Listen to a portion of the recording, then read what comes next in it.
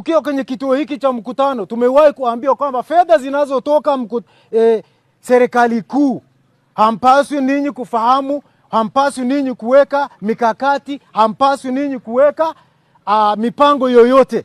Kwa mfano, labda serikali kuu imeazimia kujenga zahanati, lakini tukaona sisi tunaibua labda mradi mwingine ambao pia una manufaa kwa ajili ya wananchi, lakini tumeambiwa na viongozi hiyo haipo.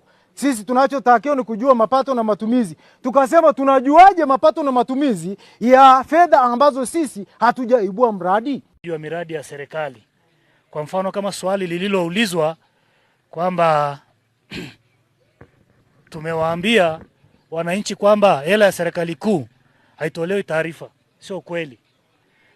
Pesa za serikali kuu zote zilizotolewa kwenye kata yetu ya Katesh, kwa sababu hapa ni mamlaka ya mji, hatuna vijiji, zote tumezijadili kwenye ODC na mwenyekiti wa kitongoji aliyoko hapa ni mjumbe wa ODC, lakini tumezitangaza kwa wananchi wote.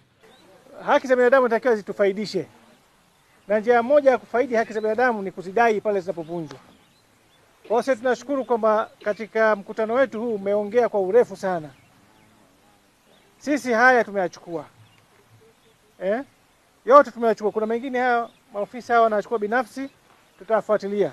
Kuna mengine tutafuatilia katika ngazi zetu hapa, kuna mengine tutafuatilia ngazi za halmashauri, kuna mengine tutafuatilia ngazi za juu, ili apatikane ufumbuzi. Sawa jamani? Haya. Tunawashukuru sana.